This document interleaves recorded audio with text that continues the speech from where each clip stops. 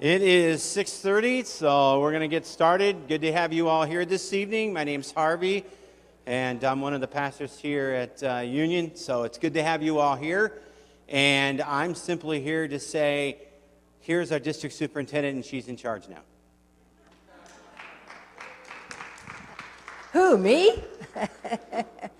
Good evening. Thank you for coming. It is good to be among the people called Methodists. You are my brothers and sisters, and it's good to see you here. As good Methodists, you want to learn, and you are here to be engaged and to find out important things about what's going on in the church and get some clarity in the midst of the storm that we're in. We're also good Methodists in that we have cookies afterwards. So let's pray as we prepare to spend this time together. Gracious and holy God, we are here because we love you and because we seek your will, because we seek to have our minds informed and our hearts willing. Lord God, just may everything that is done and said in this time give honor and glory to you. And Lord, we pray the prayer that never fails. Your will be done. And it's in the name of Jesus, our precious Savior, we ask these things. And all God's people said, amen.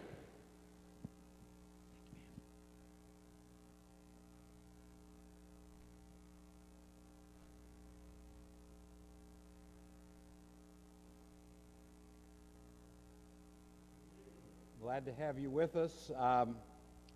8 days ago, the delegation from the Illinois Great Rivers Conference began a journey. And you're stop number 6 out of about 26 that we will be making presentations by invitation of either district superintendents or local churches about the upcoming 2020 General Conference. My name's Paul Black. I am the Director of Communication Ministries for the conference. I also am co-chair of this year's delegation. And I am pleased to have with us 2 other delegation members, Reverend Beverly Wilkes-Null from Highland Hope, who is one of the 5 clergy delegates, and then Mr. Steve Schonert, member at Olney First, who is also a lay delegate to General Conference. And so we're going to kind of work together in tandem as we go through the presentation. If you have questions, please go ahead, and we've got a roving mic. We'll try to get you on mic. We are also being live streamed tonight, so on YouTube. So it's not on my bucket list, but I guess it could easily be. But I wanted to just kind of start off with just a general overview, and then I'm going to turn it over to Bev, who's going to take you through General Conference 101, what the process and procedures of General Conference look like. I thought just to give you an example, General Conference spends a lot of time considering changes to the Book of Discipline. Book of Discipline 2016, with an addendum from the special session of 2019 General Conference, is our current Book of Discipline. The Book of Discipline has 898 pages in it. And it is the book of church law. 100 years ago, here is the Book of Discipline for 1916. About 2/3 as many pages, and about a fourth, or well, maybe half the size of our current Book of Discipline. Now, the interesting thing about the 1916 edition is that in addition to the provisions of church law that are in our current Book of Discipline, it also included rituals and services, which we now have a separate book for the Book of Worship. So you have to backtrack off of that 600 plus pages, those pages that were set up to do another function. Needless to say that what I'm saying to you is, for the past however many years you want to talk, we have tried legislating and litigating everything under the sun. And that's where we're at. Delegates received prior to General Conference the proposed changes to the Book of Discipline in what's called the Advanced Daily Christian Advocate. This year it's a 2-volume set, along with a handbook for delegates, which gives you rules of decorum. It has a list of the delegates from the various areas. And when we get there, we'll get a budget book that is about this size or maybe a little bigger for the quadrennium budget from the General Council on Finance and Administration. All in all, there's about 1,000 petitions this time around. But that kind of gives you an idea what we spend our time doing. And Bev's going to kind of take you through some of that overview of General Conference before we get into the actual protocol legislation. I hope everybody picked up a handout coming in. We did kill a few for us to get these done. It's 54 pages, front and back. And what we tried to do not only was to provide you the full text of the legislation, but there's also copies of the slides. And I do apologize that the type is small. I detest a lot of slides that have this much type on them, but I didn't know another way to get it done. So you'll have to forgive me. What I've even done in doing the first presentation is I went back and expanded the number of slides. So like a slide that was extremely overloaded with type, I ended up dividing, but I did not have time to get stuff reprinted. But nevertheless, if you have these, that we do have a few extra copies back there, you're welcome to at the end. There is also a very limited number, first come, first serve, of the February issue of the Current. The center spread had a table on it that gave a comparison of the major plans and some of what we're going to talk about tonight. That is also available online, and I'll give you a little more about resources when we finish up then. But Bev, will you come lead us with the General Conference? Here's the presenter. And Okay. Right, the button to the right. All righty. Well, good evening, and thank you so much for coming out to be with us tonight. We're excited that you want to come and hear about your family, because that's who we are. We are family. And so my task is to share with you General Conference 101. So the first thing that I want to share with you is that, will it show up here on our thing here in just a second? Well, it's advancing on the computer, but there we go. General Conference 101, who are we when we are gathered as General Conference? Our Book of Discipline recommends that at General Conference you have between 600 and 1,000 delegates. Now, what you need to know in reference to those delegates is that it's always 50-50 clergy and laity, okay? So as we look at our introduction here, a couple of things that you will learn. As Paul said, the print is a little bit small, but that's okay because you have it in your hand as well. So we have about 1,000 delegates. This year, we will have 862 delegates representing the United Methodist Church at the 2020 General Conference. Now, in addition to those 862 delegates, it takes about 7,000 volunteers to pull off General Conference. It's an enterprise of many people who help us be together in that, 2-week period, 10 days, thereabout. You have 7,000 people involved in this enterprise, and they're all volunteers giving their time to their beloved church. Since membership is increasing outside the United States, the number of international delegates continues to grow each quadrennium as the number of U.S. delegates continue to decrease over the quadrennium. And to give you a sense of that, in 2020, 44% of delegates outside will be from outside the U.S., compared to in the year of 2000 when we gathered, only 16% of the gathered delegates were from outside the U.S., okay? So that gives you a little bit of sense of what happens when we come from all of these different places as the General Conference, representing our central conferences and our 5 jurisdictions here, and we'll get to that in a little bit.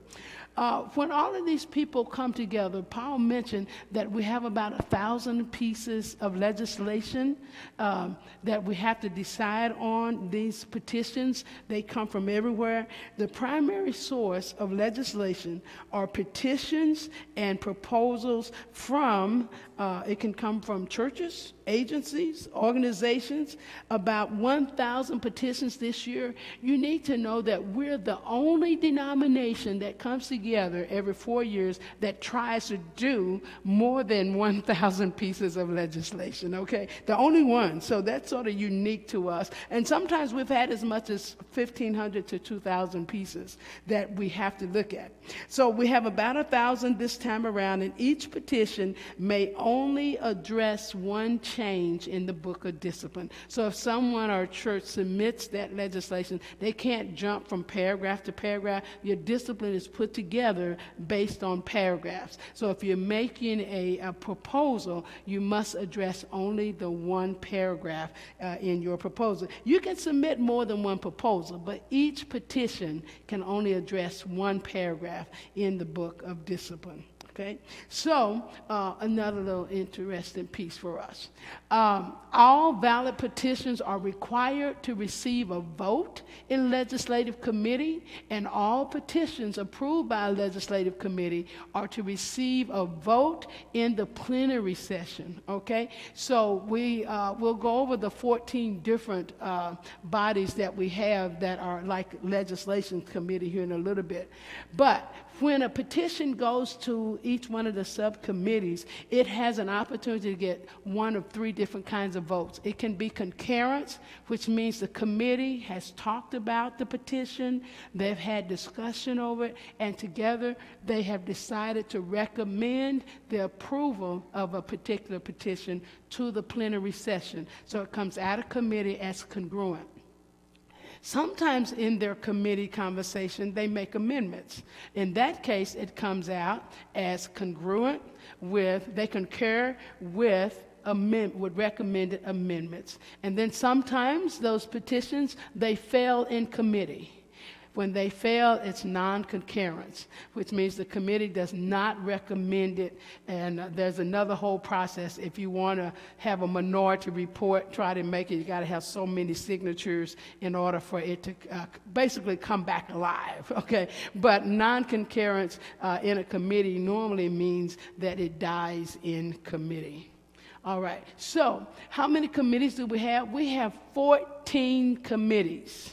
Right? So you can do the math. Eleanor Great Rivers Conference has 10 delegates, but we have 14 committees. So the way we cover those other committees is sometimes we have our alternate delegates, our reserve delegates, I would say. They will cover those for us. They can sit in, bring us information, but they don't have voice and vote. You have to actually be one of the sitting delegates to have voice and vote. But that's how we cover them. So you'll notice church and society, and notice the difference different paragraphs. Church and Society, number 1, resolutions relating to General Board of Church and Society. That is the General Board that oversees our response to everything Church and Society for United Methodists. So they will be looking at paragraphs 161, 162, 165. Then you notice there are 2 other church and societies, and they each have assigned paragraphs that particular committee will deal with, okay? And then we have a committee on conference, and they deal with all things from the conference level, petitions relating to our conference. Discipleship, the Board of Discipleship, things are petitions dealing with the discipleship ministries of the United Methodist Church. And then we have faith and order, doctrinal standards, theological tests, ministry for all Christians, ordination, and membership. Those are the only things that the faith and order will look at. Then you got a couple more. The financial administration, you may have heard the term GCFA, very important people to us. So that's the General Council on Finance and Administration. They deal with all things financial for us on the General Church. West Path, that is the group that oversees the pension in reference to the United Methodist Church. And then, of course, the publishing house may be a familiar group to you. General Administration, the connectional table is a group of, 66 people thereabout that oversee ministry in the in-between time, the interim of General Conference. They oversee money, ministry, and mission. They're all brought to one table, and the representatives there are from all 5 jurisdictions in the U.S. as well as from our central conferences outside. They all have representation at the connectional church. So you can think of that group sort of like the church council for the whole church. You know, every year we have church conference. In between church conference, your church council oversees everything for you. Well, in the life of the church, between general conferences, that's pretty much the work of the connectional table. Oversee mission, ministry, and money, okay? Then we have global ministries, the General Board of Global Ministries. Are you familiar with that one? If I mention UMCOR, you get excited about that. It's part of the General Board of Global Ministries, the one that we mostly think of, so they deal with that group. Higher Education, Superintendency, they look at the Board of Higher Education, Council of Bishops, Office of Christian Unity, Interreligious Concerns, and those things affecting that particular area. Independent commissions, and those things usually, they don't last, they don't have a long lifetime. They have an independent reason for being in existence. So their petitions will show up there. Judicial administration deals with the processes of judicial council, which is the highest body that deals with legislation on behalf. The law, when you think of the book of discipline, it is both our book of covenant and it's our book of law. It's the judicial council that interprets that book of law. This oversees their administration and their processes, okay? And then petitions that affect the local church directly goes to the Committee on Local Church. Ordained ministry goes to, if it affects the Board of Ordained Ministry, that's where it's going to be covered. Now, I'm going to give you over to Paul, and he's going to talk to you about the protocol, the fun stuff. Thanks, Bev. In December of this year, there was an announcement that most of the secular media got wrong. And that was that the church was going to split. I want to keep in mind a couple things. Until General Conference acts on something, it's not a done deal.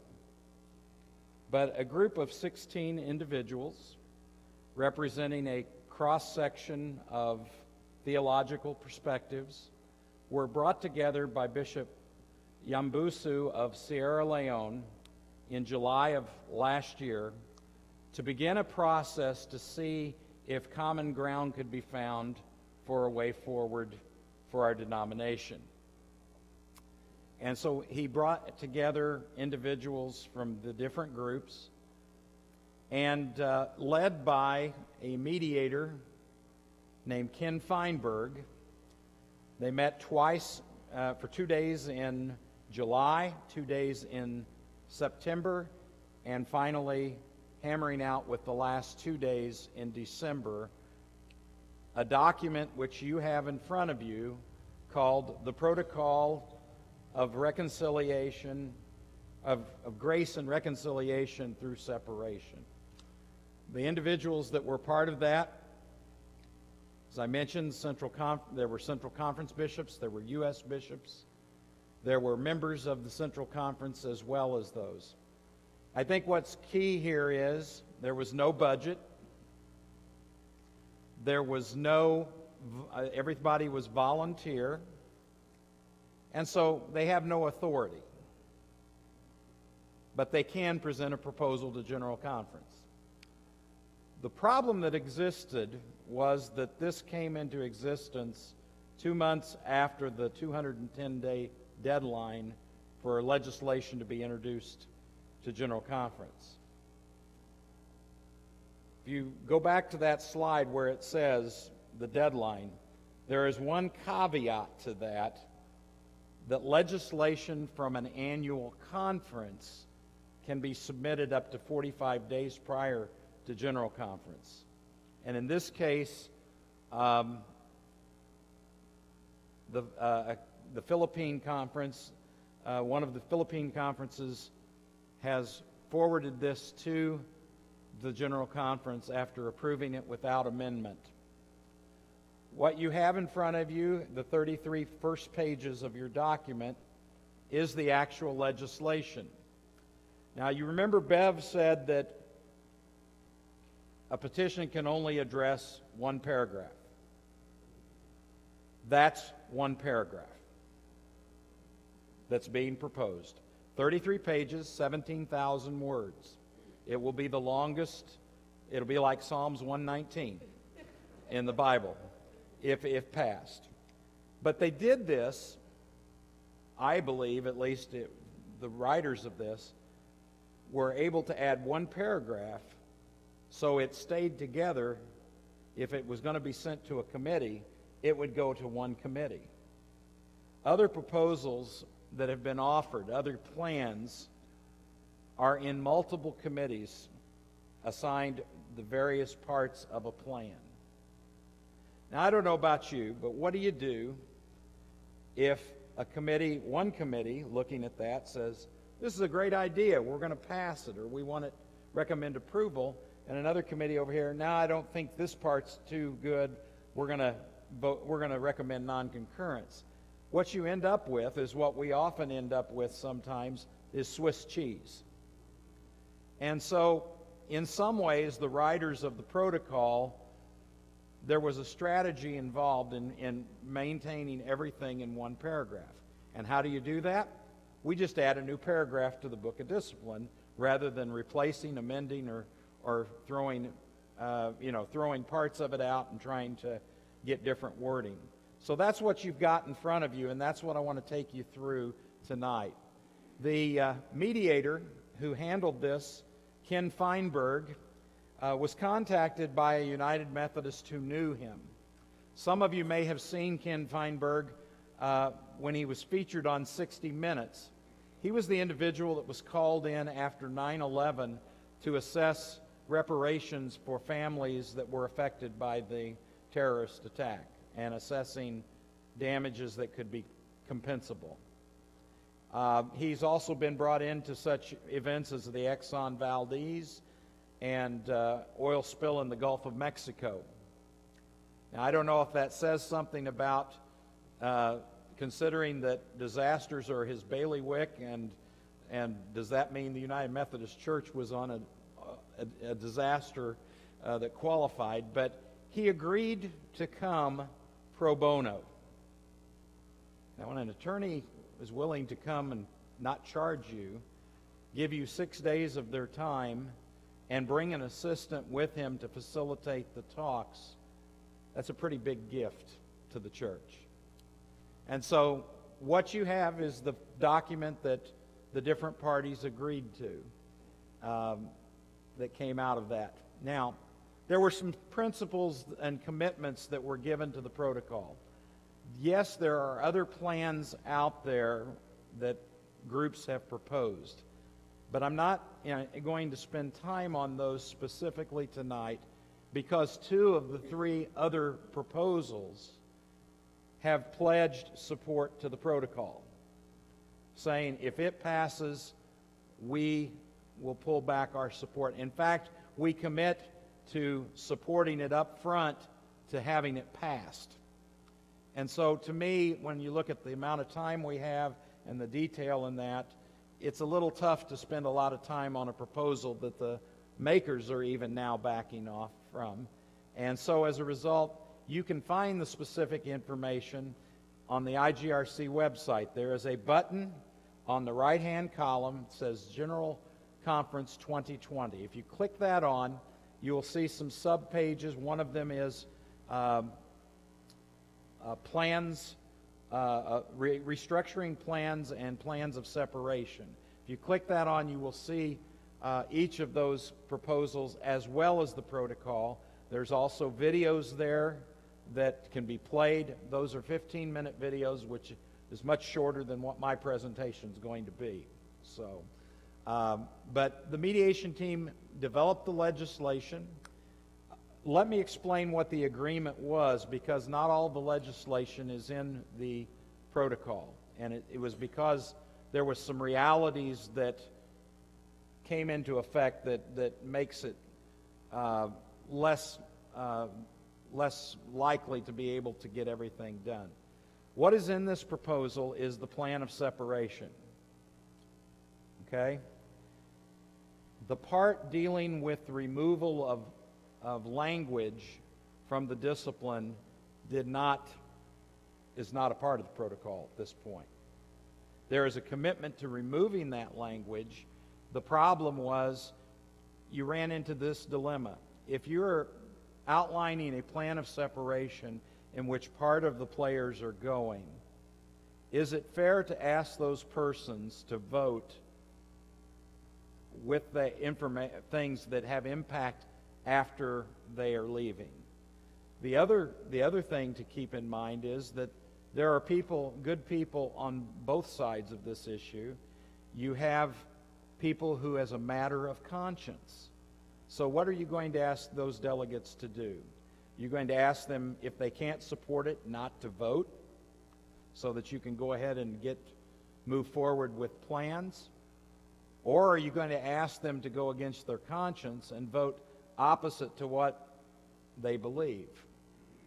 As a result, they saw that the timing was ill-timed, and so those issues have been pulled back. So most of the issues tonight we're going to be talking about is a process where annual conferences make decisions, local churches make decisions, pastors make decisions, and yes, even bishops make decisions.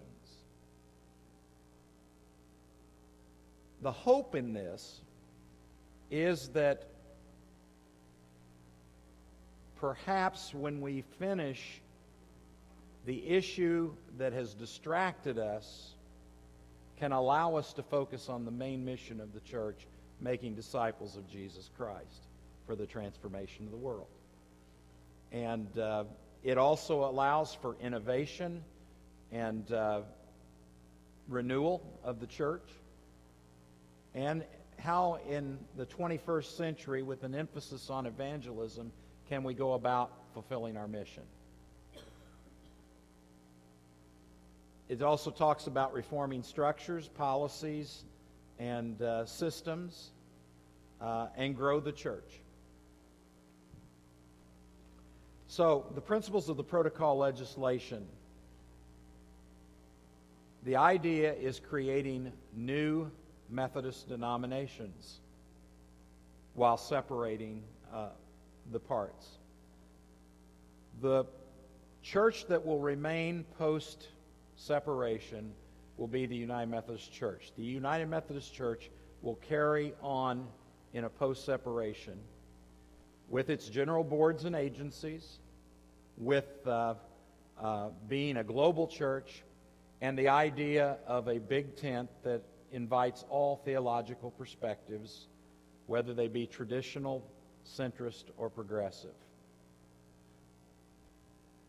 As I mentioned, one of the principles that they looked at was they did not want to impose rules and regulations on a church that they would not be a part of, and the other thought is that you did not want to move forward with making decisions like that. So only Articles 3 to 5 of the protocol. Now, those numbers are not going to mean anything to you. What's important is your final legislation here. But there are other sections of that signed agreement that would be either in a special called session in 2022 or at the 2024 General Conference. Let me explain it. The easiest way to explain it is to kind of set the parameters of what we're going to be going through. The process begins with the annual conference. By the Book of Discipline, the annual conference is the basic unit of connectionalism. Okay? So the annual conference has a choice to make. By default, if a vote is not taken to affiliate elsewhere, the Illinois Great Rivers Conference would move forward as a member of the post-separation UMC. That's the default position on each of these different choices. Okay? Once that decision is made, local churches then must choose whether they want to follow what the annual conference has done or whether they choose to be a part of a new Methodist denomination. And the other option is to go independent, and I'll go through a little bit of the financial realities which I think will make a big difference in anyone who's wanting to look at leaving totally, because there's a financial price tag that's much greater than in joining another Methodist denomination. No local church would be required to take a vote if they agree with the alignment of the annual conference with whichever decision it makes. So in other words, if the Illinois Great Rivers Conference votes or does not vote, but votes to remain with the United Methodist Church, it would be the churches that want to leave to join a new Methodist denomination that would require a vote. If the Illinois Great Rivers Conference would choose to leave to align with a new Methodist denomination, then it would be the churches that wish to remain with the United Methodist Church that would need to vote. Does that make sense? Understanding? Okay, I think that helps move through the slides a little bit and helps us with some of this other. So the annual conference, if it votes, a call for a vote of affiliation takes 20% of the members voting in the affirmative that they want a vote. This could happen as soon as the 2020 annual conference, which is only 19 days after the adjournment of General Conference. It takes a 20% threshold to cause a vote, and then your clergy members and lay members to annual conference would be voting on the direction of the annual conference. In order to disaffiliate and affiliate with a new Methodist denomination, a vote of 57% is needed. Now you say, how in the world did they come up with that? Keep in mind this is a negotiated agreement. You had one side that wanted a simple majority vote, and the simple majority would carry the day. The other side said, oh no, it needs to be 2/3. It's an important decision that needs to be made. And so while the mediator was masterful at getting agreement, his math's a little off, but 57% is somewhere near halfway. And so that's what they came up with as the decision. Now, the annual conference session committee, which handles the agenda for annual conference and works on this, is recommended to the bishop and cabinet that a special called session be held either in September or October to deal with these issues. Let me explain why. As I said, 19 days separates the adjournment of General Conference and the beginning of our annual conference. New denominations can file their paperwork with the Secretary of Council of Bishops on the 16th of May. But they have a whole year to get their paperwork in.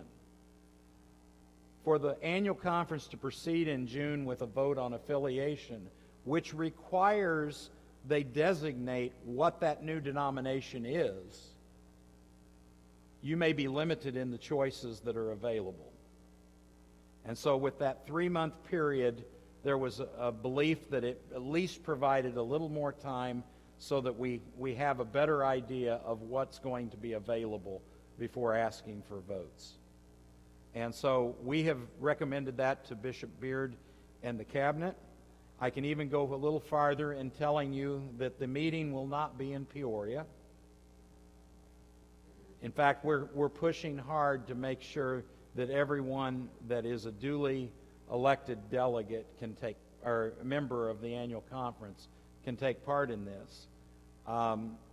Right now, it's down to either being at Sangamon Auditorium in Springfield, or what we think more likely will be the Gateway Convention Center in Collinsville. So that may be good news for some of you folks from the area here. It'll be a one-day event. It would probably run something from 10 in the morning till 4 in the afternoon with a lunch break. We have also asked that it be considered to include in the call, because those are the only issues that can be discussed and considered. In addition to votes on affiliation, we also asked that it also include the 2020 budget and the 2021 budget.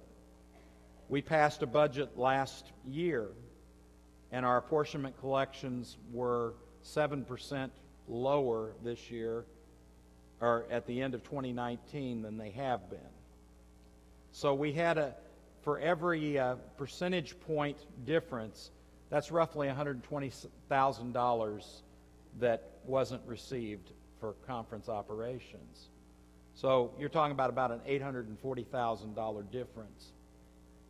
I'm happy to report that our actual deficit at the end of 2019 was only $275,000 because of some prudent decisions on spending and being very careful, seeing the trend already occurring and trying to cut it to a basis. Now, our current budget for 2020 that was approved in 2019 was virtually flat. In fact, it went down a little bit, but it was about the same. And so we've already been putting austerity measures in place, trying to hold the line on spending. But the reality is, as this begins working, we may have to look at that again. And so we asked for not only authority to reopen the 2020 budget, if necessary, at the special session, but also the budget, which we will probably approve at the June session, could be reopened again so that adjustments could be made so we can stay financially in good stead. So so you know, that is the way we're hoping. Now, does that mean that someone couldn't call the question of alignment and get 20% to go with them? They could, at which time what probably would happen would be the bishop at the end of the 2020 annual conference would adjourn the session until the date of the special, or the dates for the special session. And instead of dealing with a special session in the fall, we would deal with an adjourned session. Technically, if a vote is taken and said we want to vote at this annual conference, the adjourned session is part of the regular session of conference. Pays to know Robert's rules a little bit. But the idea is to buy some time to give that. Now,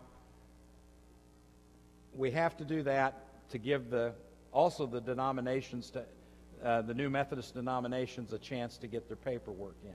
There are a couple of qualifications that have to be met. As we said, And any new denomination can get formed and get up to running, can start January 1st, 2021, if they can get everything in line in that length of time.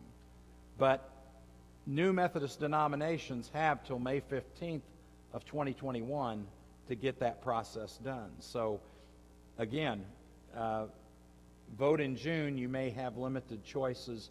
Vote in the fall, there may have been time for several groups to get their papers in. January 1st of 2021 apportionments would be set by and paid to any new Methodist denomination for those churches who have decided to align with it, unless your separation date is later. When you make that petition to disaffiliate, you include the denomination you're joining and the separation date. Up to that date of separation, the obligation, your connectional responsibilities, fall to the Illinois Great Rivers Conference. Those have to be paid as part of that.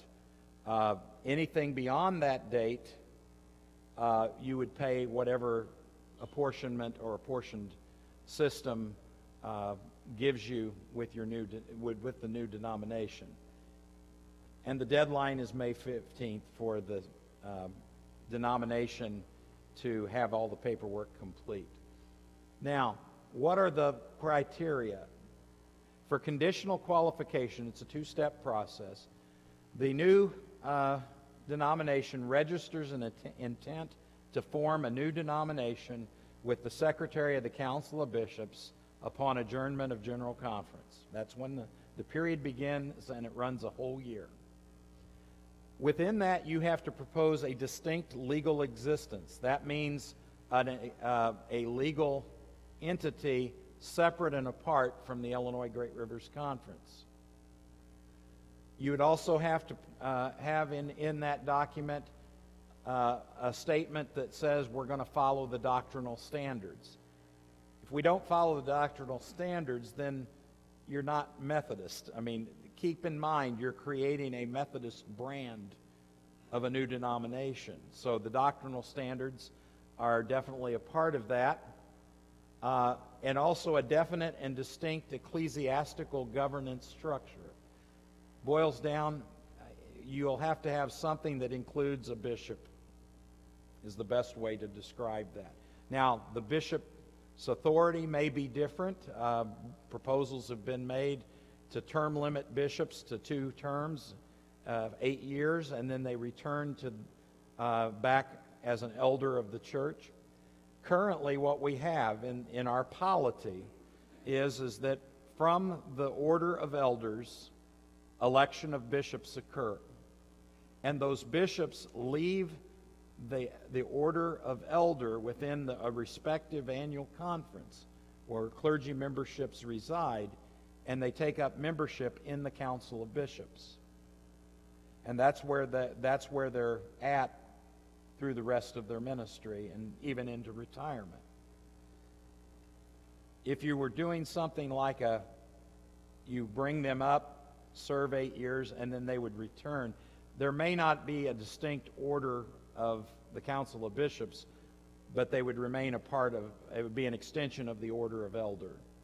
But anyway, because of the episcopacy being a part of the restrictive rules of the Book of Discipline as it exists now, and that is distinctively a Methodist thing, that has been put into the agreement as well, that any new denomination would need to have some kind of governance. And there has to be written expression of intent of 100 congregations to join that denomination.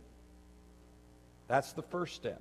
The second step merely has those same guidelines, except what you've done is you've completed it. You have completed a distinctive legal existence. You have written your doctrinal standards.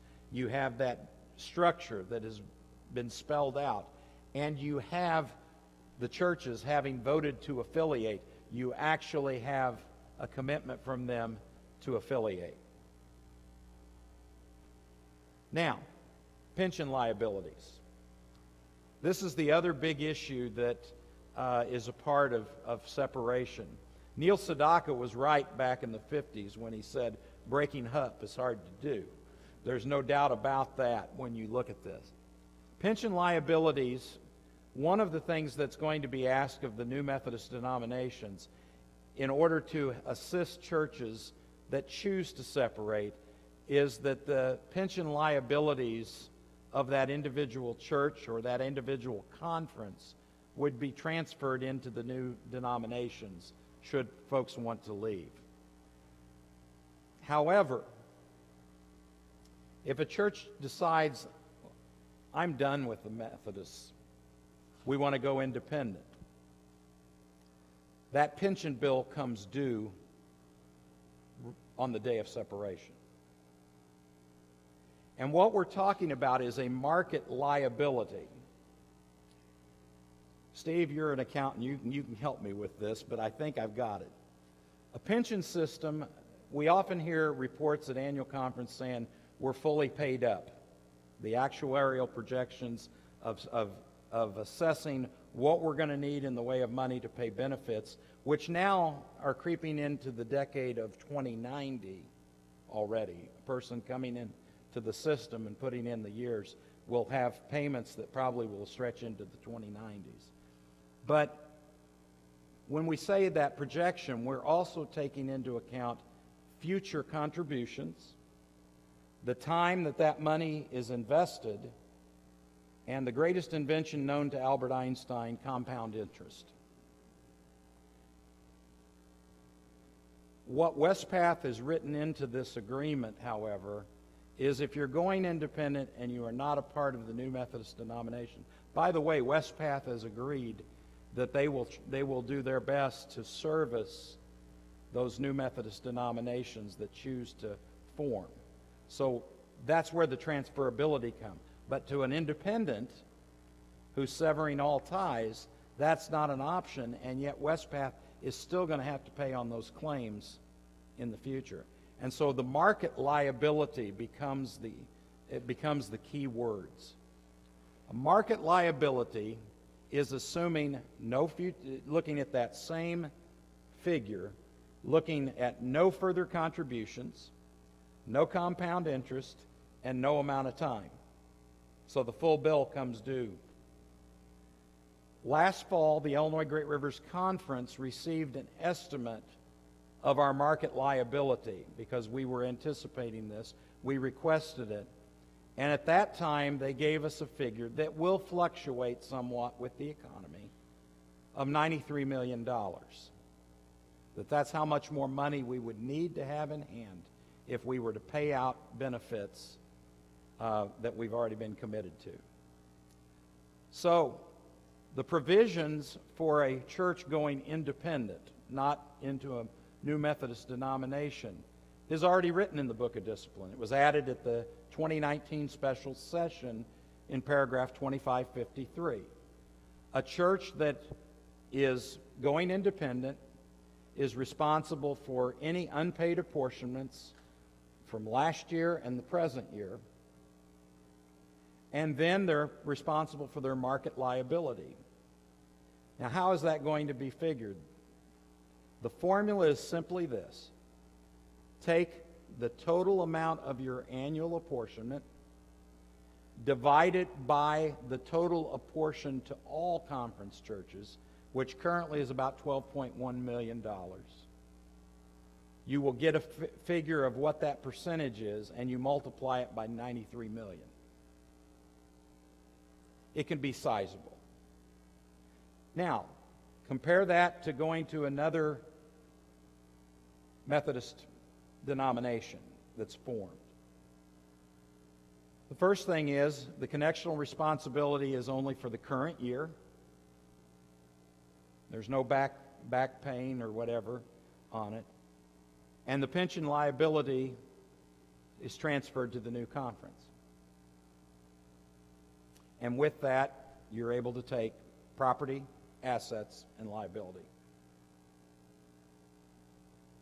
So quite a big difference. But I wanted you all to understand that because that's another reason why when you're thinking through that, there's a tremendous difference in the responsibilities that are being assessed.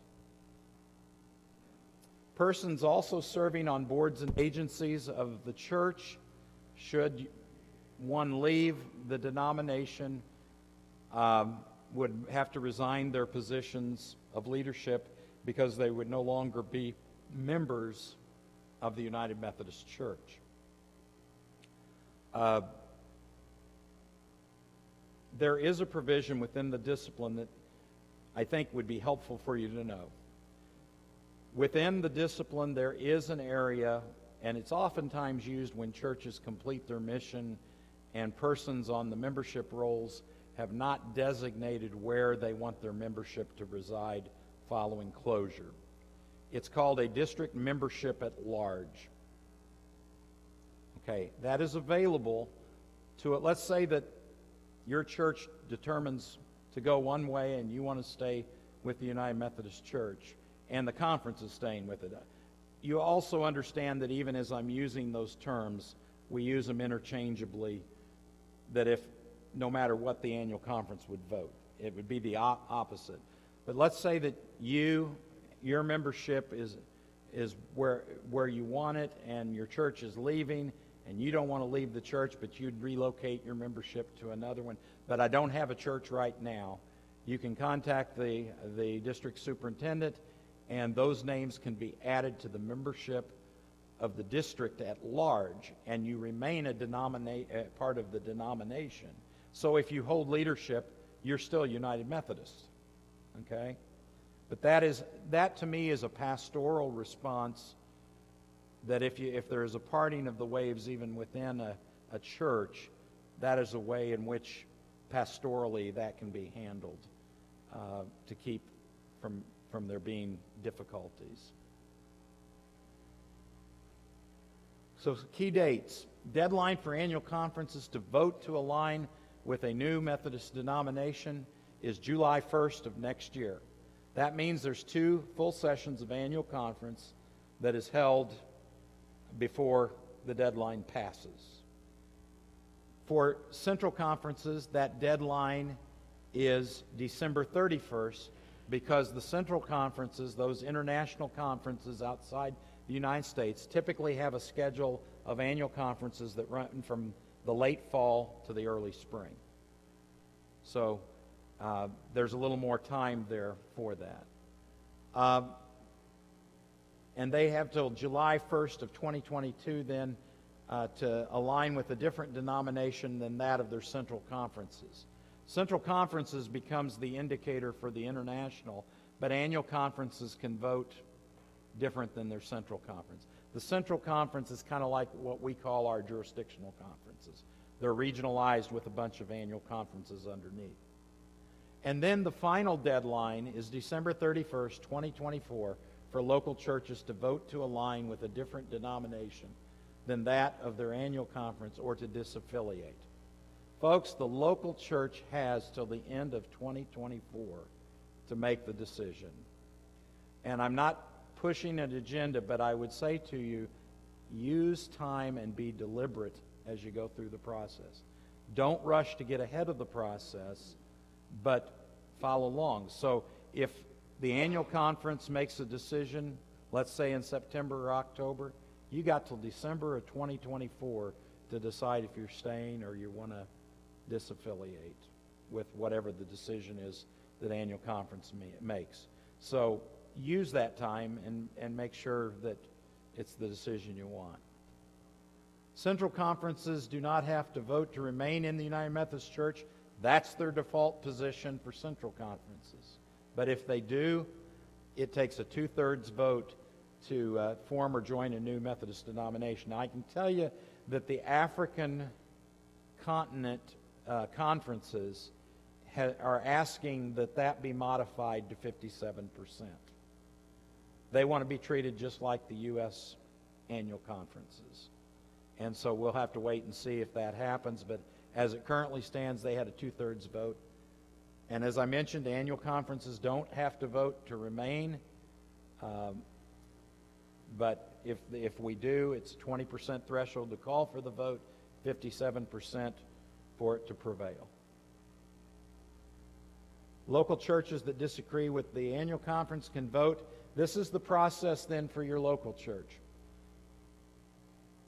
If you agree with it, you don't have to vote, but your church council is the party that determines whether a vote will take place. Your elected leaders, your church council. There's a couple of things that you need to do in that. One is determine which denomination you plan to affiliate with and what that separation date is. Both of those have to be a part of the formal resolution that your local church votes upon. And it does require a church conference, so you will need to get a hold of your district superintendent to schedule that.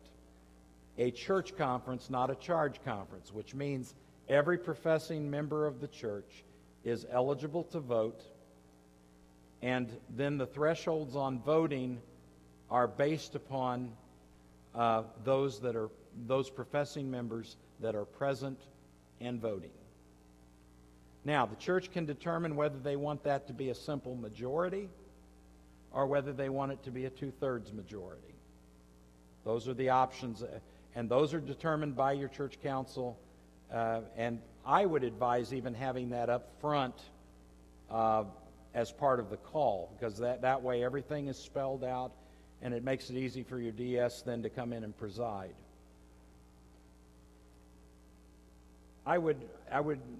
Let me advise one thing about that. Be very deliberate in what you decide here. I remember being, one of the things I did for 33 years were serve as Sunday by Sunday supply in small churches throughout the conference. And I was at Jerome United Methodist Church in Springfield a few years ago. And the land immediately to the east of the church became available. Now, this church has 15 parking spots. And that was if you used the right-of-way around the perimeter of the building to do so. We had gravel spaces here, and along the west side of the church, we actually had blacktop, and it was paved. But there were 15 spots for this church, and it wanted to grow. Well, the property next door became available, and so we decided to call for a church conference on this. We had figured out through an engineer that would add about 30 spaces, which would triple our parking capacity. And as I dug into it, it had been the history of the church that they had wanted this piece of property for a number of years, except the neighbor next door got very upset because branches of his tree were cut one year when they overgrowed onto the church property, to which he responded, "I'll never sell it to them."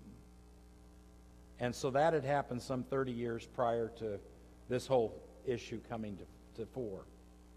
And so in the process, they had owned the land even further east, but could never buy and acquire the property immediately to the east. So they finally gave up and had sold the property to the east of the property in question, or you'd have had a potential of 2 lots.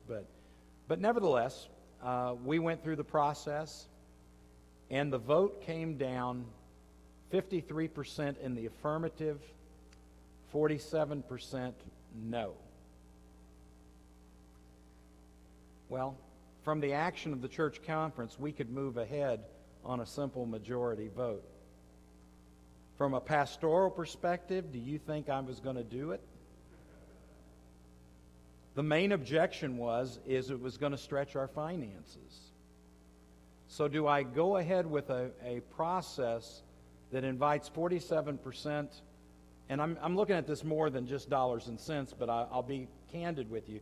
Do I look at it with the erosion of 47% of my financial base, under which the decision was made when I knew that I had that kind of opposition? And so they came back and they were talking to me, and I said, I would not suggest you move ahead with this. And I backed off of it. Well, a young married couple ended up buying the property next door to us. Their marriage didn't last very long. and the house went into receivership, and we ended up buying it from the bank a year later after a second church conference approved it 80% to 20%. And through that, we didn't lose anybody. Be very careful, because that may be the most critical decision you make. It's your decision to make.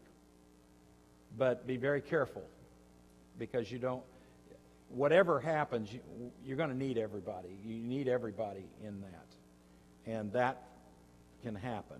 But the church council makes all of those determinations. The call of the church conference, the threshold for the voting, and also you have to specifically have in that resolution for a vote where it is you're going and when's the separation date. Okay?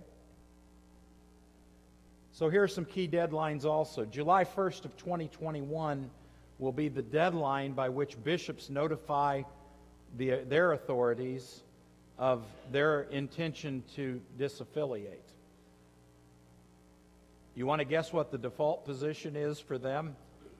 To remain as part of the United Methodist Church, as it is on these others.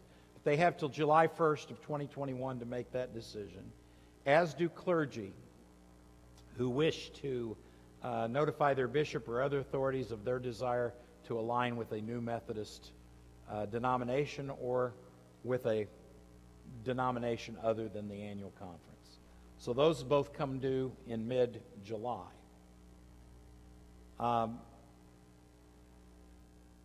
We already gave you the July 1st date also for the annual conferences and the December 31st for the central conferences. As I mentioned, December 31st, 2024 is the very final date by which local churches have votes for affiliation. And then, June 30th of 2026, this 17,000-word paragraph and 33 pages of type basically are no longer effective in the Book of Discipline, and I imagine there's something that will probably be written in there where it can be deleted at that point. That completes the process. Some transitional issues.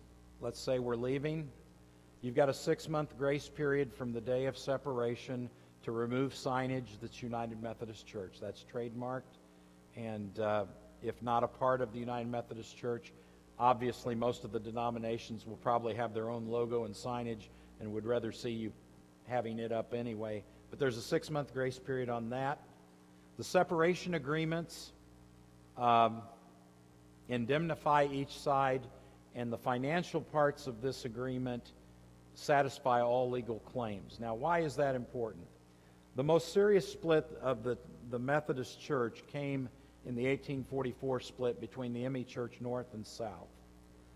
Legal matters concerning that not so gracious split lasted for the next 40 years.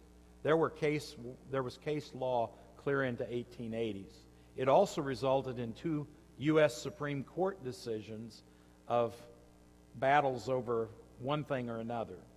The one thing that, as we look at the financial pieces here, keep in mind that this is written almost as a sweetener to say, when we're done here, nobody makes a claim either way, we're done. And so sometimes you pay perhaps a little more with that in mind so that you can move on. As I mentioned, clergy and lay members of annual conference vote to separate, resign their positions, unless they move to membership to another church that stays in the United Methodist Church. Clergy that decide to cease their affiliation with the United Methodist Church, you notify the DS and the bishop and the leadership of the new Methodist denomination you wish to join. You have to have the agreement of being received as well as wishing to join. And then they transfer. Then you would transfer to an annual conference structure within the new denomination, because clergy are members of annual conferences. I think one thing can be said, that the maps for annual conferences won't be nearly as compact, contiguous, and everything as we currently have them.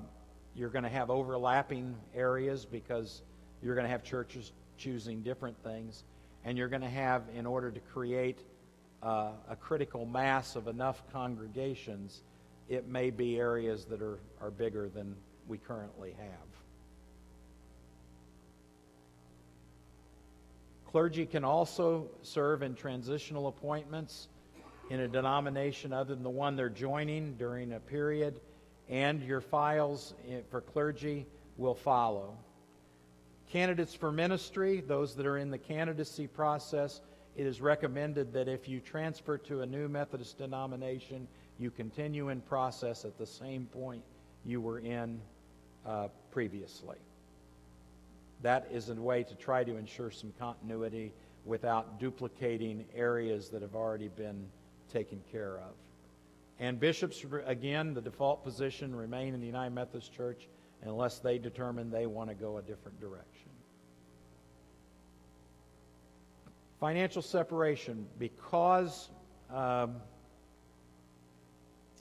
January 1st is the very earliest that the denominations will be up and running.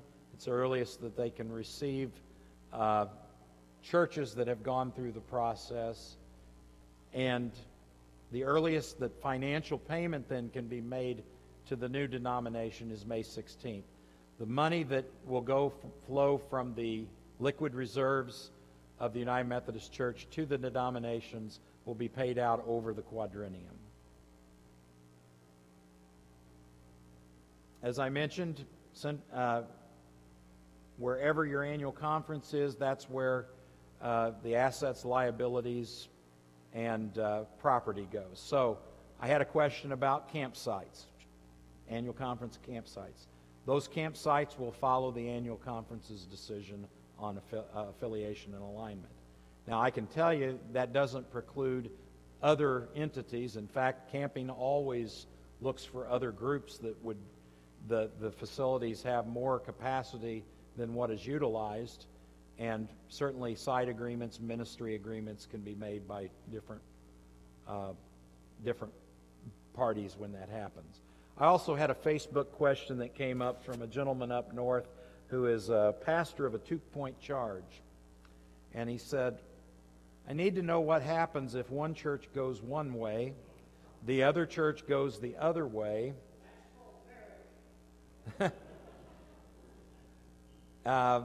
And at the same time, I'm willing to serve them both because I really don't, this issue is a non-issue for me. Can I keep serving? I said, well, I'll give you my answer. It starts with 2 words. It depends. I said, first off, I said, you will now be talking about 2 different ecclesiastical authorities, one for each church. I said, whichever church remains with the Illinois Great Rivers Conference, the bishop over that church, over that area would deal with that, and the bishop from the other area.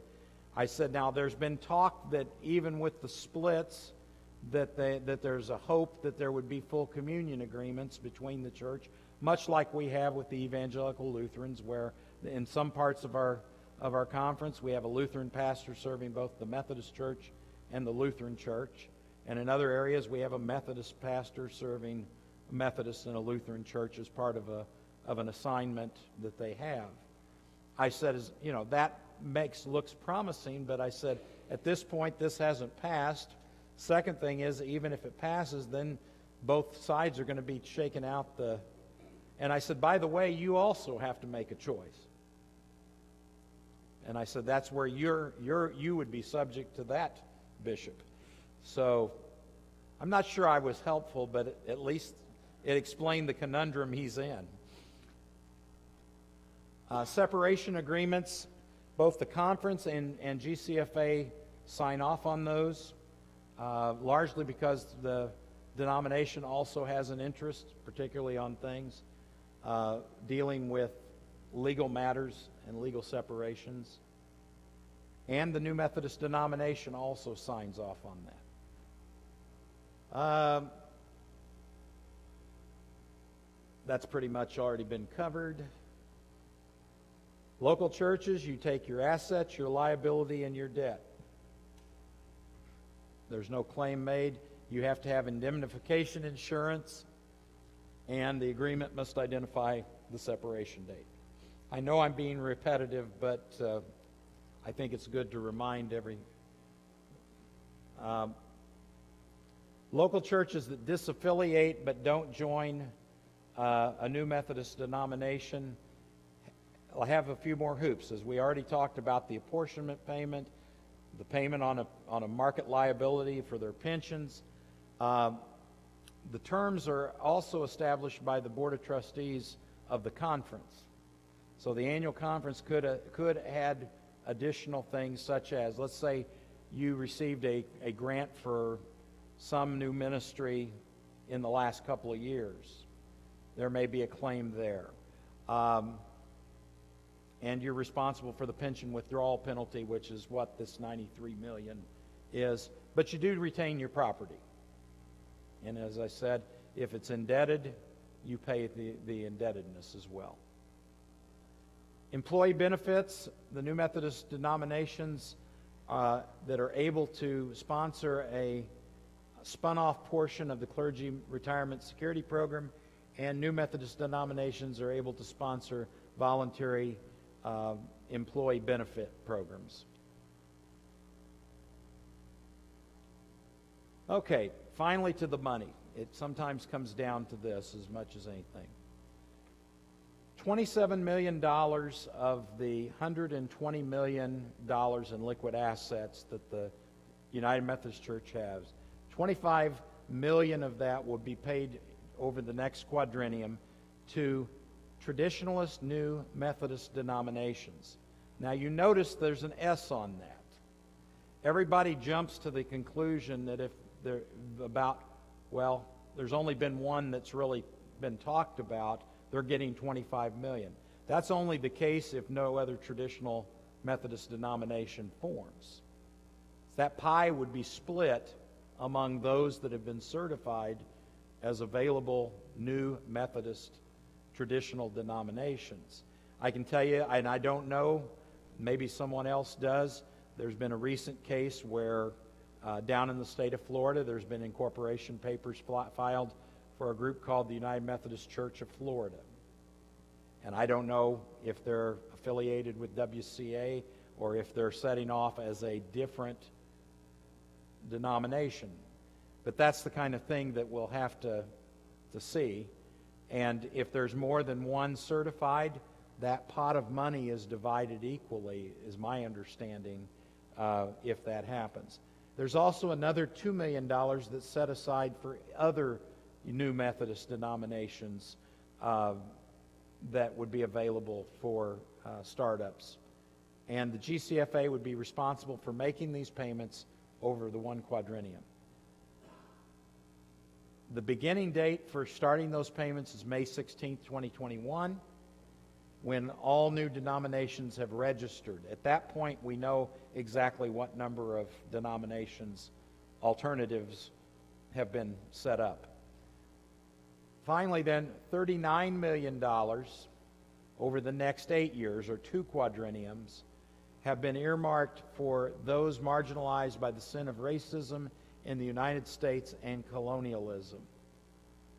This is the money that currently, this is not new money, this is money that already exists. That's the current spending level for many of our ethnic minority ministry plans.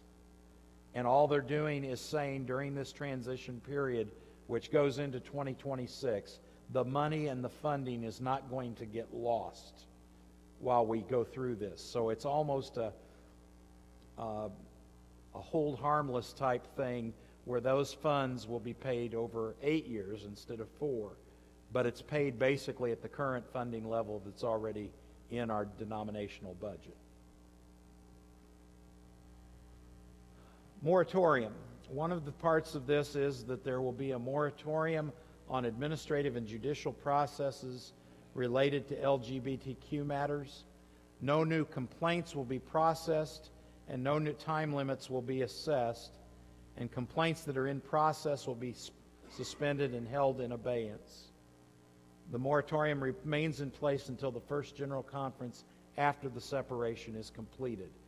The reason for that, as I mentioned earlier, the removal of language did not seem practical to move that in 2020. So what they're doing is giving another session of General Conference to deal with that language issue, because if the issue or the change of language occurs, the legal dispute may also prove moot with the new with the removal of language. Article 6 contained a list of action items. This is where I said several of these things didn't get done because of it, like providing meeting space at Minneapolis for new traditional denomination and the post-separation UMC. Those things have basically been taken off the table because they didn't seem practical. So, impact on the local church. One of the things that I keep hearing as I go around, and I think we need to dispel the misinformation in this. Whether the protocol passes or not, who a pastor chooses to marry, now granted, with the language as it is, there is some restriction. But the pastor always has had the authority over whom he or she will marry.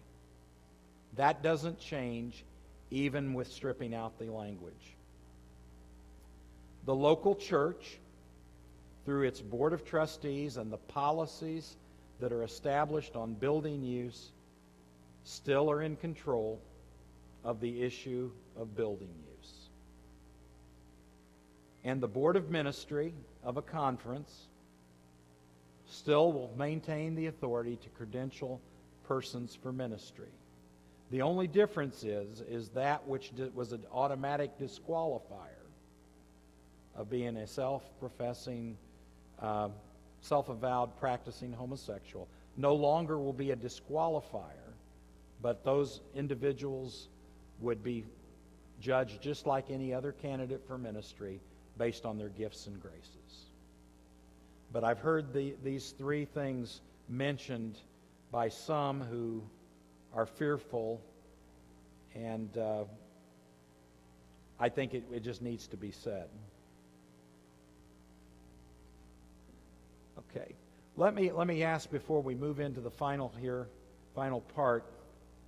Do you have any questions? Yes, sir.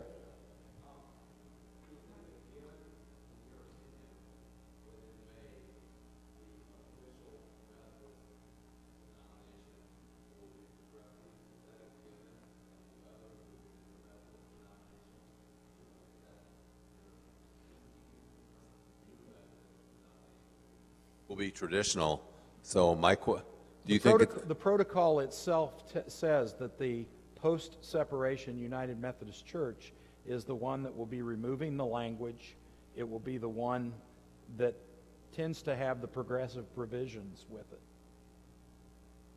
so if a church elects to be part of we'll call it the Methodist Church, then would a pastor not be obligated to marry LGBTQ people if they choose to remain with the main church? Let me ask you, are you a pastor? No? Okay. Pastors, how many of you have ever had a couple come to you wanting to get married and that you did not marry them? They already have the authority to turn down for a variety of reasons. So that authority is still in place.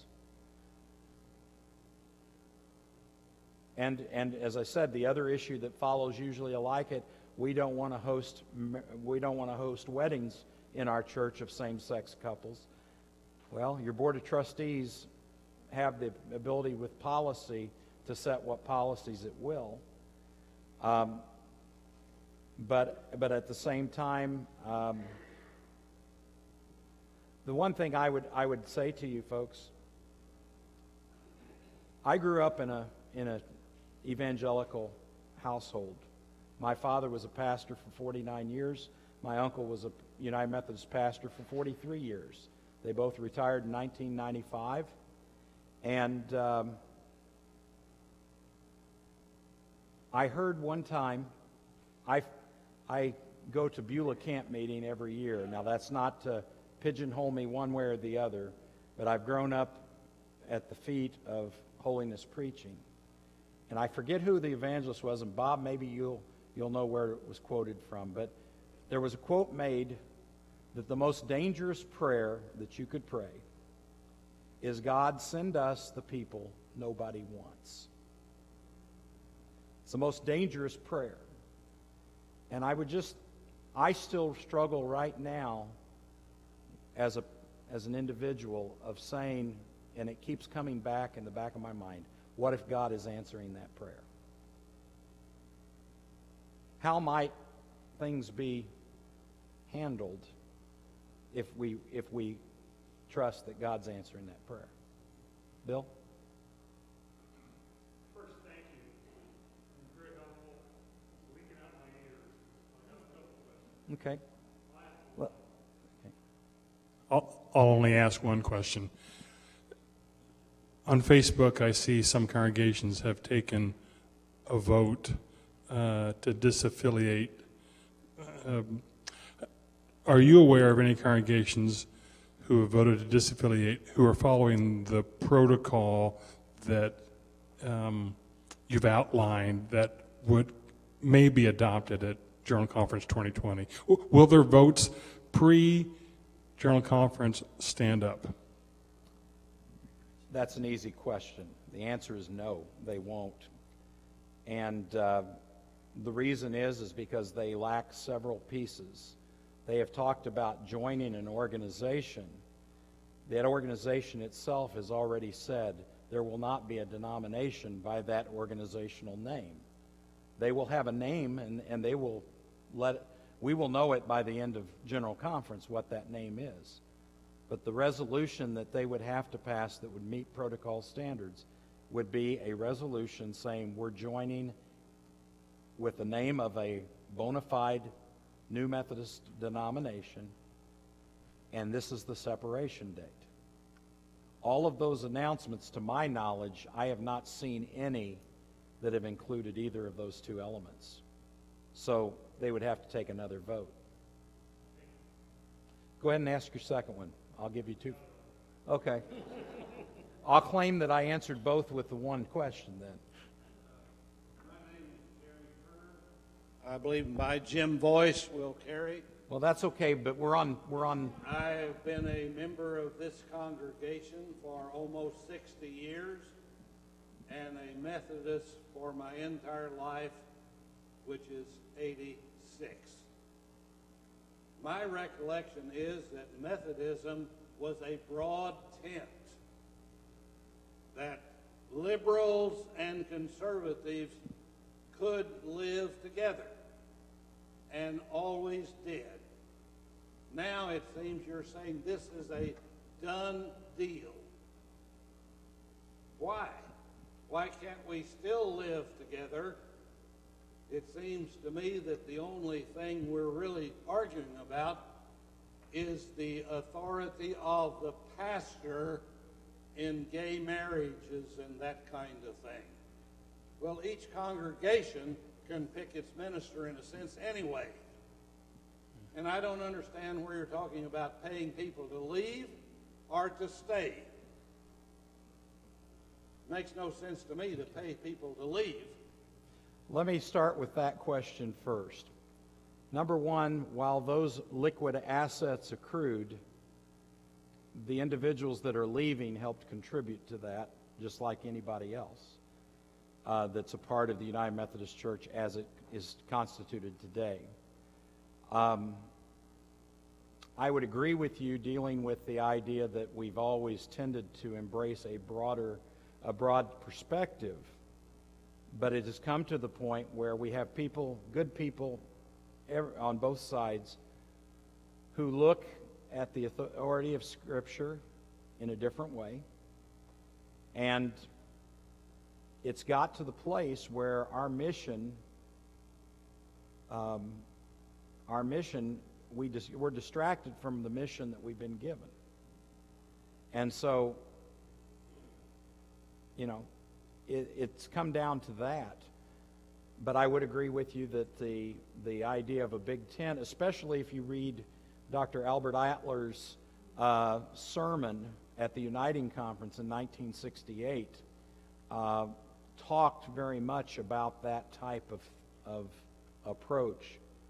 But unfortunately, I don't think we've ever lived into it since 1968. Say that the United Methodist Church will continue to be a big tent church family for those who choose to stay within the United Methodist Church, both clergy and laity, and they will still be able to do ministry in their own context as it relates to the United Methodist Church. Yeah, and there's nothing that says if you self-identify as a traditionalist that you can't stay. That you can't stay. Mm-hmm. Right here. Breakup, or is this just a small number of churches that are going to leave? I have no idea. I would hate to speculate at this point. And as I said, I did not come to try to persuade you one way or the other on what you should do. I've tried to provide you a little guidance when it comes to a couple of options that are available, because there's a significant difference in finances, and I just want to make sure you have that. My advice is do your homework. You know, if you're looking at these, don't just grab onto it without getting specifics of how it affects your congregation. Don't have buyer's remorse after you're done, is what I'm saying. Well, you know, for some of us, we haven't been exposed this much to it. The last 10 years, we did not realize what percent of this population is turning this way. I'd like to find out why there's a difference. I mean, is it genetic or what? I mean, we could understand it a lot better if we knew more why this was happening. Yeah. Well, you're getting out of my pay grade considerably. Let me say this to you.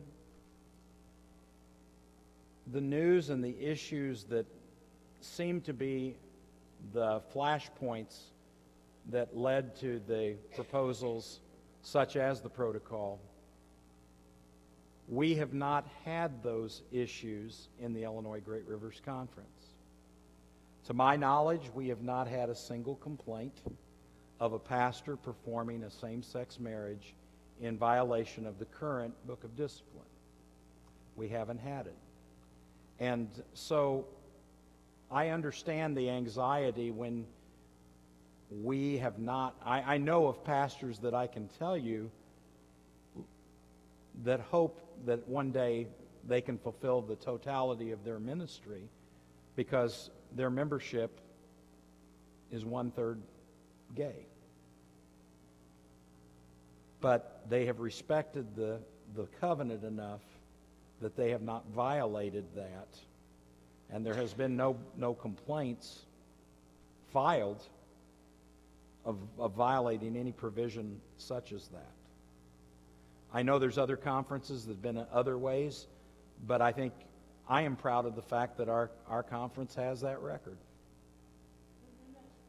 I think throughout the North Central Jurisdiction, because I do serve on the North Central Jurisdiction Committee on Appeals, and actually we've only had one situation that escalated to a hearing, but other places, I'm thinking Iowa, Indiana, and many of these places around, the clergy have been willing to live within both the liberty and the constraints of our Book of Discipline. And I think we're sort of unique in that sense, that we haven't had as much activity in that area as other jurisdictions outside of North Central Jurisdiction. I've been on there for 8 years, a little bit longer now, and we've had one to actually have a hearing. So One final question. You may have addressed this because I was a little late. Is there a chance that you would come out of the May annual conference without a meeting of the minds as how this is to be handled?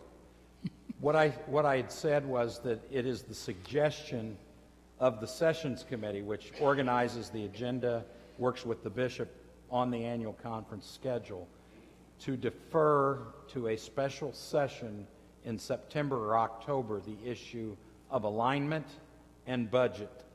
And there would be a called special session, which is under the bishop's authority to do so, in either September or October of this year on a Saturday. Yeah, the May Minneapolis conference is what Yeah, I'm he's referring talking to. about general Okay. conference. I'm I'm sorry. Yeah, general conference. I meant general. Yeah. So your question is it possible? Is there a chance you could come out of the general General conference conference. without a meeting of the minds as to the what the main view would be, what the traditional view would be, and how that would be aligned? Is there a chance that the delegates there would not have a meeting of the minds? And what do you do then? Given our past record, yes, it's very possible we could come out without that. One of the big frustrations this is my fourth rodeo out of 5 general conferences. I went to the 2004, 2008, 2012, and then 2020. I didn't run 4 years ago because we were holding jurisdictional conference, and I had responsibilities with it that I thought just was too much to try to do it and go to general conference. But I've seen time and time again where the general conference asks the bishops to lead us. Now, the bishops have no voice, they have no vote. And unless they are given the permission on the floor of general conference. But I've seen so many times when they've asked for that, and then when it comes back, there's an immediate dismantling of it by good-intentioned people who say we know better. We had that happen in Tampa in 2012. In the closing minutes of General Conference, we received a decision from the Judicial Council that the plan had been shelved, and we had come up with something called Plan UMC. And in the final minutes of the session, it was ruled unconstitutional. So that's also another hurdle here that we haven't even discussed, whether or not I'm hoping that we have enough guidance going into General Conference that we have a chance to correct it. That's kind of what has been happening with the special session, was kind of getting a preview from the Judicial Council on what was workable, what wasn't. But there's just been this quadrennial thing. We had several times where it got dismantled and people put something together and they didn't take into account whether it was constitutional or not. And so you come away with a net gain of 0 when everything was said and done. And so I'm hoping that this, being the way it is, that this has been structured and what have you, that at least perhaps this thing will get a fair hearing before everybody starts tearing it apart. And I think I want to say that I feel that the price is too high this time around for General Conference not to take a positive action forward. And what I think the beauty and the power and the hope is that we're having these kinds of gatherings all across the United Methodist Church globally, and people having the opportunity to deal with their anxiety, their angst before they get to General Conference. And I personally am feeling a little more hopeful as I hear from my friends in Africa, their willingness to give the protocol a chance.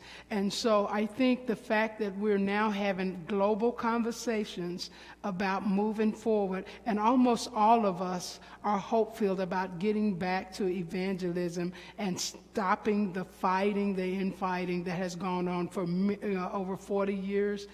I think we're too tired not to take a God kind of action in May. And that's what I'm going to ask that you guys be praying for on behalf of all of the delegates globally going, that we would all be coming seeking what is God's will. Not so much I want to get my way, but my prayer is that you people are praying at home as we're doing our work there, and we're really choosing to want to follow God's will and set each other free to live into that divine will. And so that's why it's called a grace-filled separation.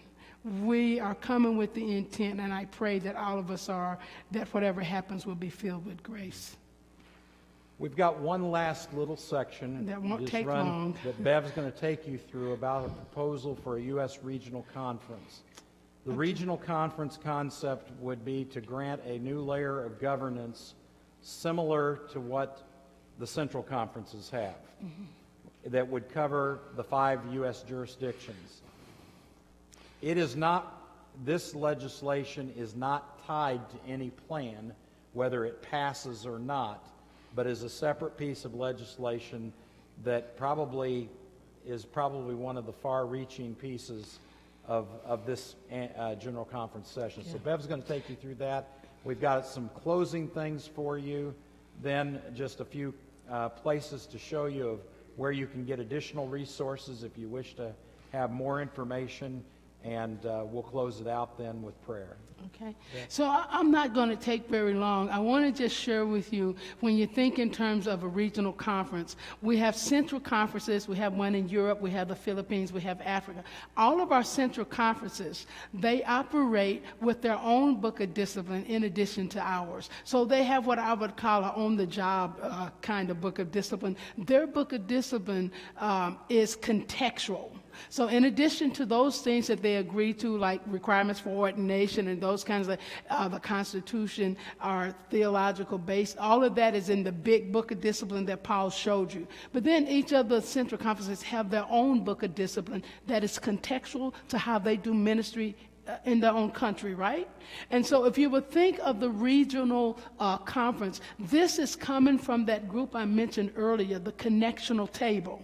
The connectional table is a global table. So once again, I'm hope-filled because it has been a global team working on this idea that it is way past time for the United States to become its own, if you will, central conference. We're going to call it a regional conference because central conference had another life within the U.S. So we're calling it a regional conference. It would include the 5 jurisdictions in the U.S., okay? So you may be familiar with those. You have North Central. That's our jurisdiction. You have Northeast, you have Southeast, you have South Central, and then you have the Western jurisdiction. Those are the 5 jurisdictions in the U.S. North Central jurisdictions, we pretty much cover 9 states, and we elect bishops together. We have missions together, okay? So when you think in terms of what's going on here, the connectional table is going to be recommending that we create a regional conference for the U.S. that deals with U.S.-centric concerns and petitions. Why? I'm giving you the nickel version because the night's getting long. But basically, we've been going to General Conference, and in front of a global stage, we've been dealing with U.S.-centric issues. And we use, anybody have an idea how much it costs to do a General Conference? Way too much, you know.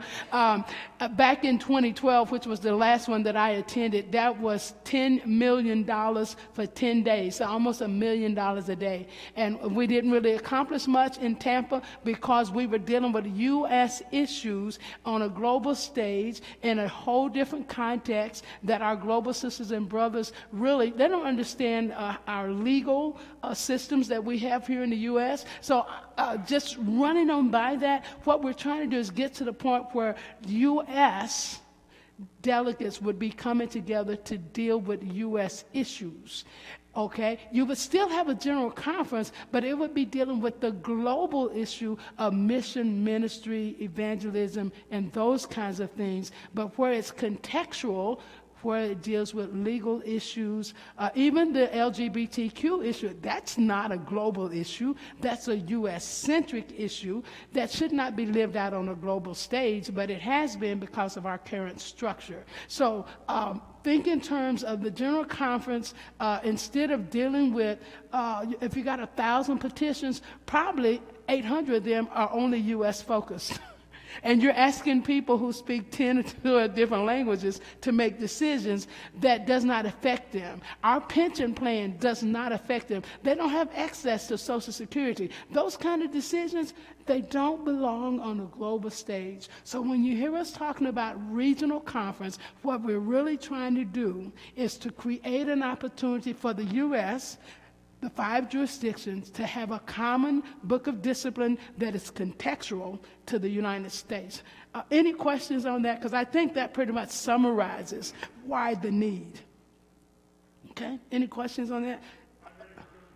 He's ready for cookies, right? I'm sure we all are. But that is the nickel version. Please feel free to read what's in your packet.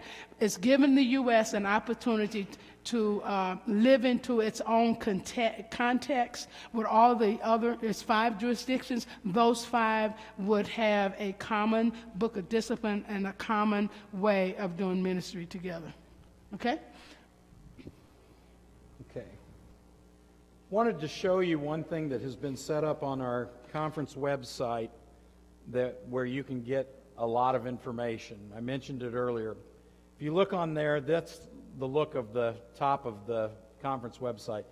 The gray box at the bottom of that right-hand side says 2020 General Conference. If you click that, you'll find all of the different sources of information, all of the different plans, all the major issues. We didn't get to the fact that there's a full communion agreement with the Episcopal Church that's also being considered at this General Conference. There's the first major overhaul of the social principles in 50 years. Those items are also included in that if you click that button. Or if you want an actual address, it's igrc.org/GC2020. Kind of intuitive in some ways. But anyway, you can do that. Let me just share with you a letter that was signed by the conference superintendents and directors earlier this week, and it appears in the center section of the March issue of the Current, if you receive the Current. And it deals with some guidelines in getting ready for General Conference. The first one is, surround your General Conference, our delegates, our bishop, our leaders, your pastor, your church, and our conference in prayer. And include Bishop Beard in those prayers. Consider organizing or joining in a prayer vigil during General Conference.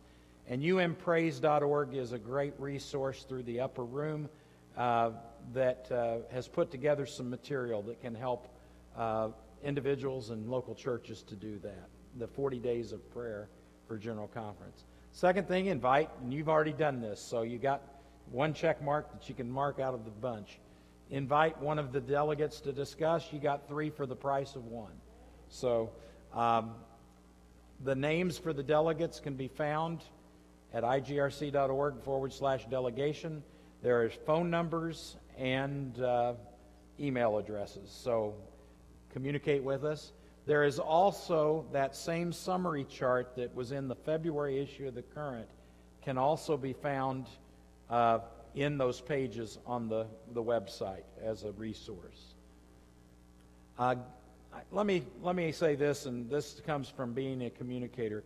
Get your information from a trusted and reliable source. News, I think, does a great job of providing news from the denomination. Typically, if you're interested in a particular plan, I will tell you that nobody knows it better than a person from that group. But typically, a lot of times within that, when it starts moving out to critiquing someone else's proposal, you'd be better served getting that person also in to talk to you. And I urge that, because the more information you have, the better informed you'll be. And if you're informed when you make that decision, regardless of what the decision is, I will have done what I came to do in providing you information. There's also resourceumc.org, which has a wonderful general conference section that is pretty good size. Let me also mention on the current, every single congregation in the Illinois Great Rivers Conference has free subscriptions to the current on a number based upon your average worship attendance. I don't know what Harvey, what is your average worship attendance?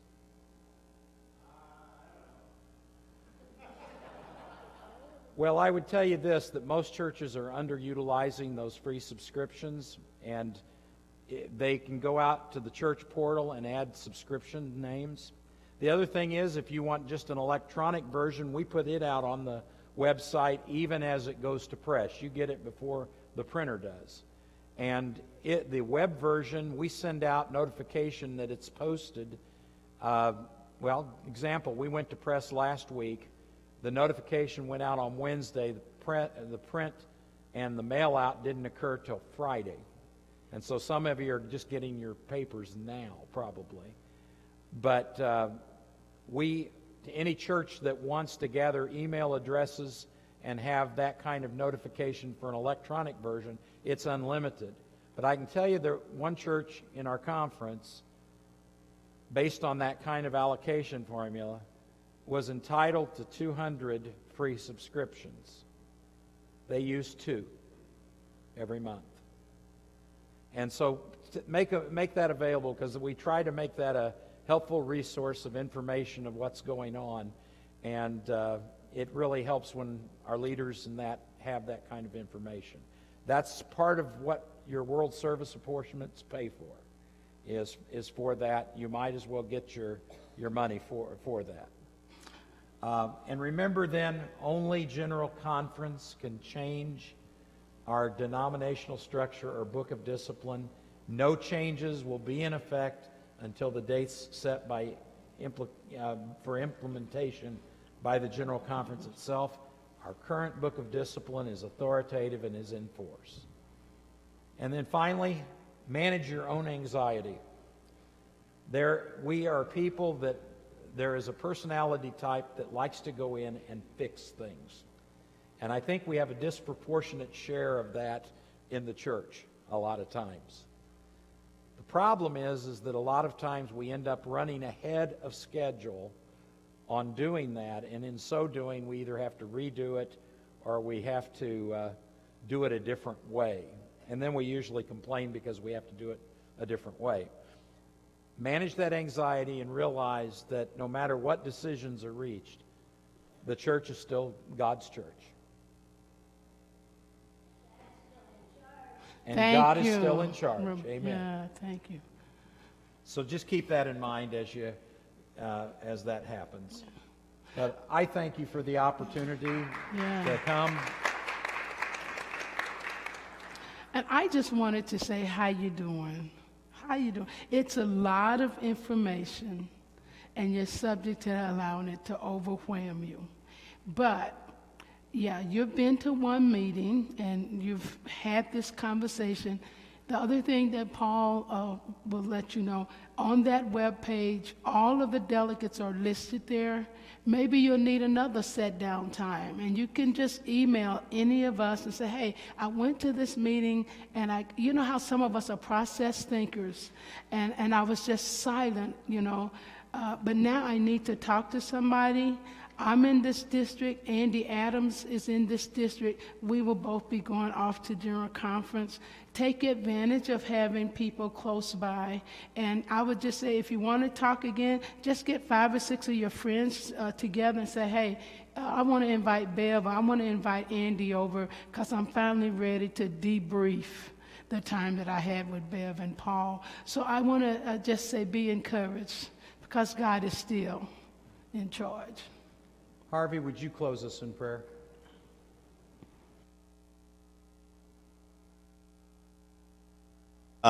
As we leave this place, we still have questions, and we don't know where we're headed, and so we lay it at your feet as we do all these things. Send us home for rest and for another day, but we thank you so much for your love. And in this Lenten season, we are reminded once again of your Son's sacrifice on that cross. His life and death and resurrection means that everyone in this room knows and has been saved by your love. Go with us now into the world. In Jesus' name, amen. And come.